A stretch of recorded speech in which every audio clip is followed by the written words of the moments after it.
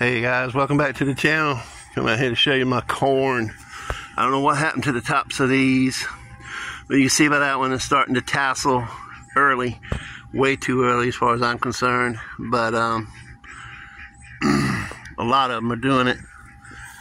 This one's tasseling. This one, that one's too small, but it might. This one's tasseling, tasseling, tasseling.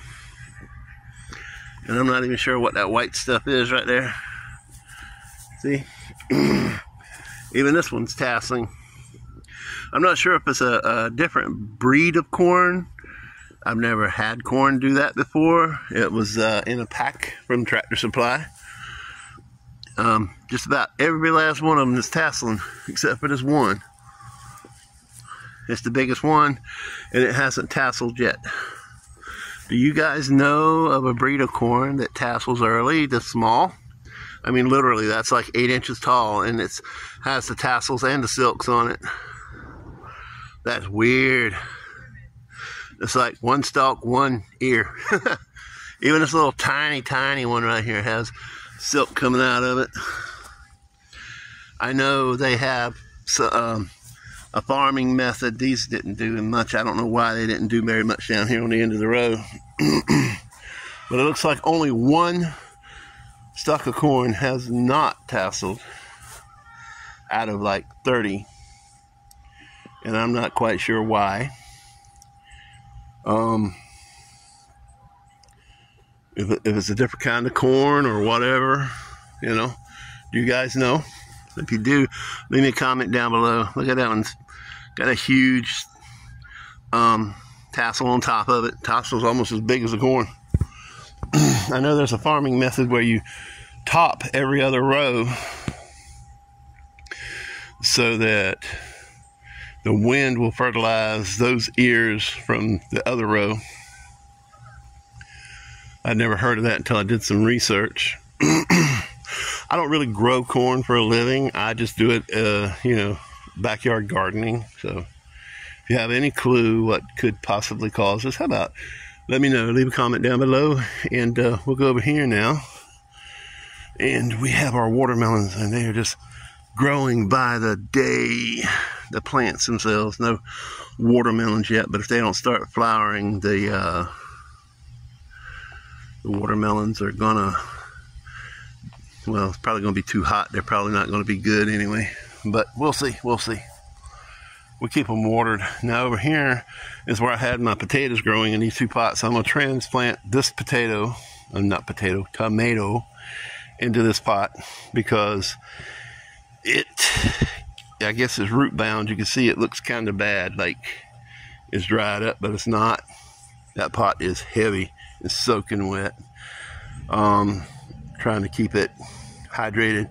So I'm gonna put it in this pot, and then I'm gonna water it, and we'll see how big it gets back here. Over here we got our blackberry that I dug up. And my gardenia's been blooming in full force here, as you can see. They're very, very strong smelling flowers. Very strong. It's like a perfume. I cut grass today, so it's very dusty. And then we had some wind, and it blew over a lot of my canes over here. We have a lot of blackberries still. I'm waiting for them to get super duper ripe. And once they do, they'll be super sweet, you know. Oh, see, that one just fell right off. All I did was touch it. I'm gonna eat that one. See the juice coming out of it? Anyway, we're going.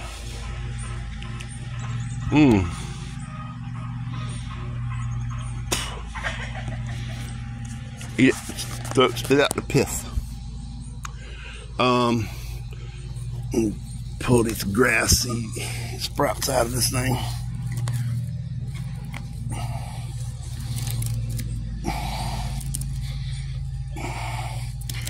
I'll show you the overgrown garden before I end this video.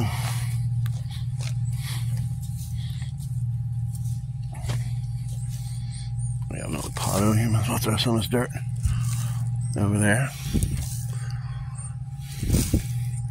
I don't have my tripod out here today, so we'll just work like this. Alright, now what I'm going to do, I'm going to turn the camera around and I'm going to set it over here. You can watch me transplant my tomato plant.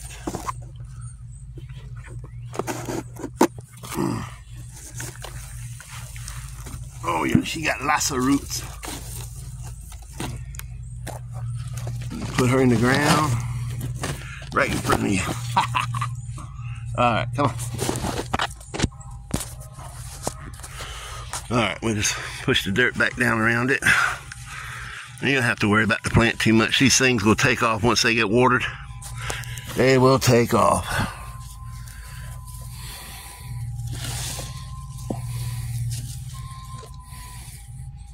And you can see she's got tomatoes on them.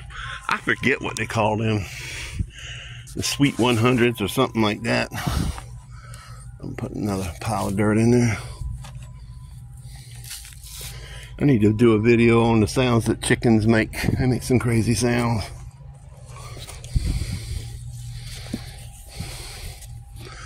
Alright, now I'll water that in, get it good and wet, and I'll show you later on in another video how she's doing. If she dies, she dies, you know what I'm saying?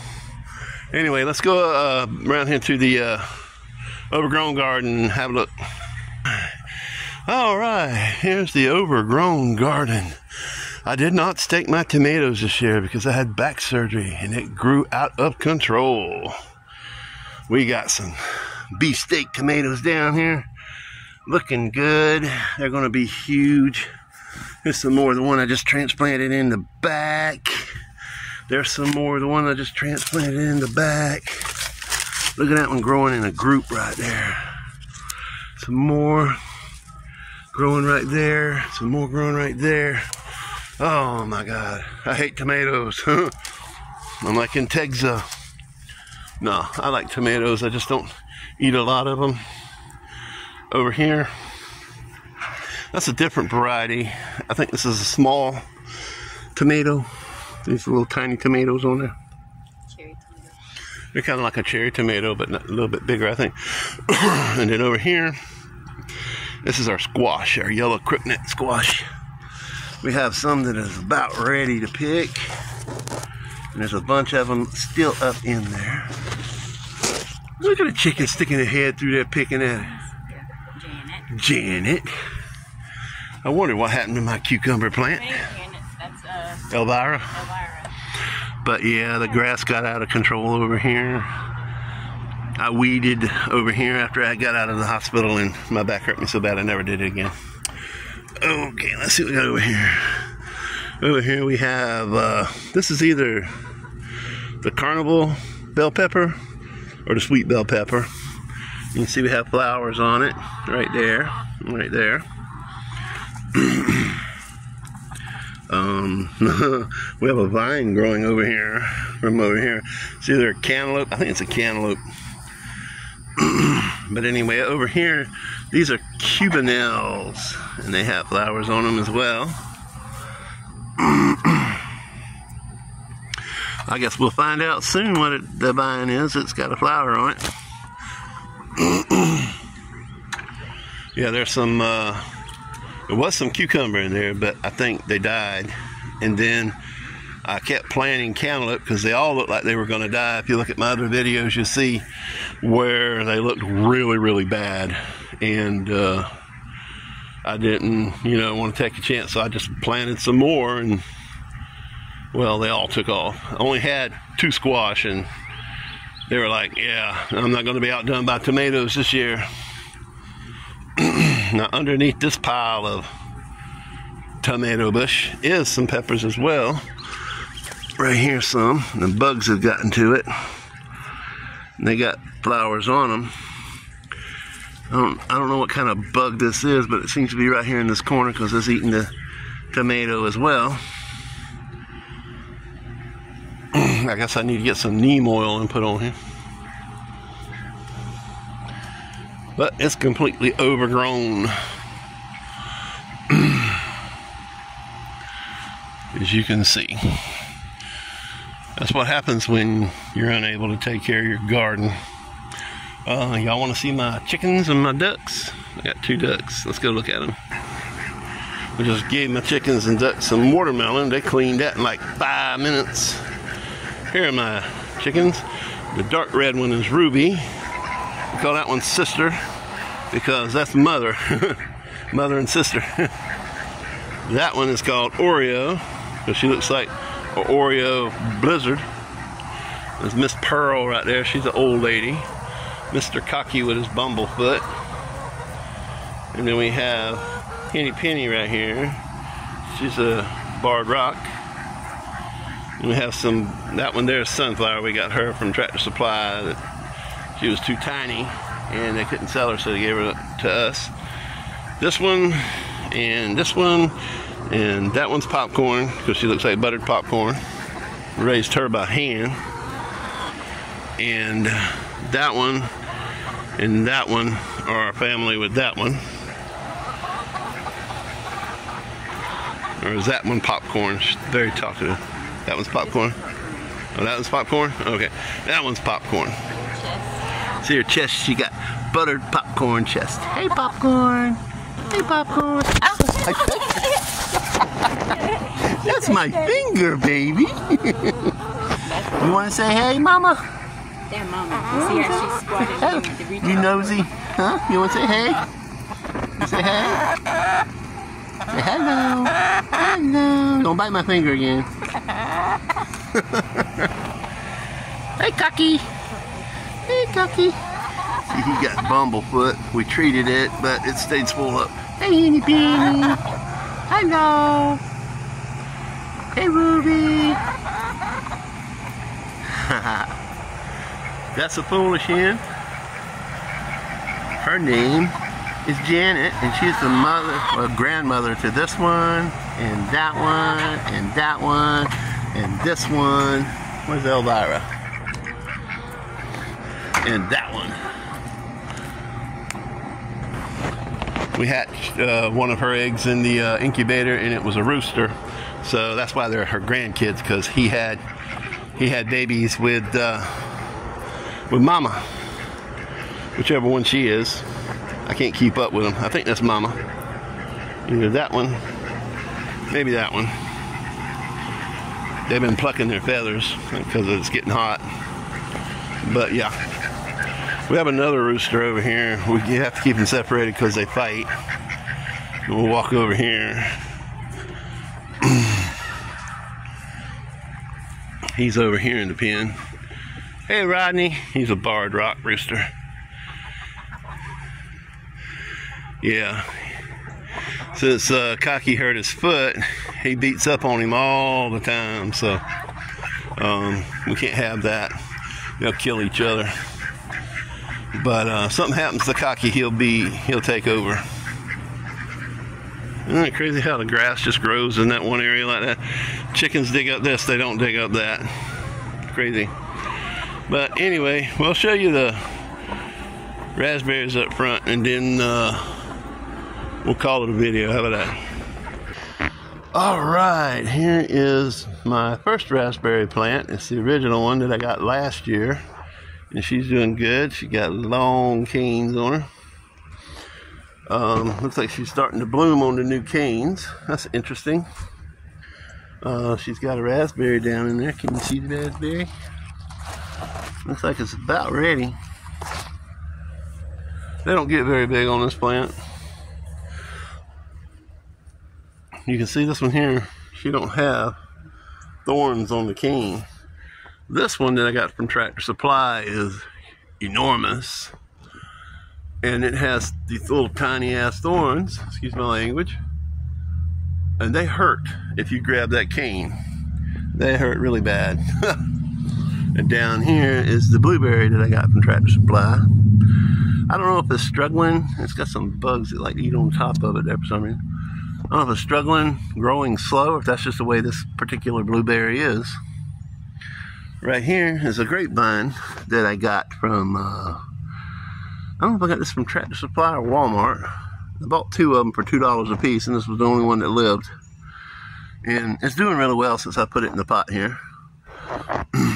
Oh, and this is a hibiscus, and she's a blue man, and they have some beautiful flowers on them. And this is what happens after a day.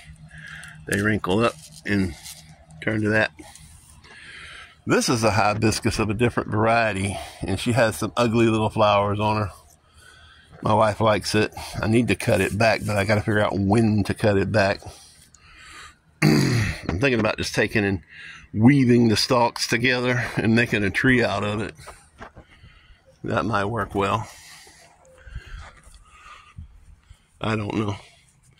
But anyway, yeah, this is, you see this one's got a blue, raspberry down here from the old part of it.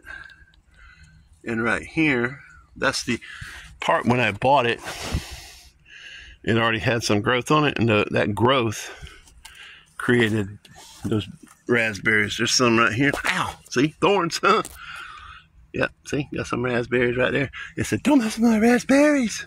I can't tell if those are dead or not. But yeah, it'll get you if you ain't careful. Anyway, let's look at this over here real quick. This is my hydrangea. And would you look at this thing? It is gorgeous. That beautiful blue popping out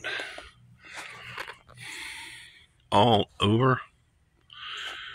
And when these particular ones start to turn brown, if you pick these off, it'll put out more of these, and they'll grow more flowers.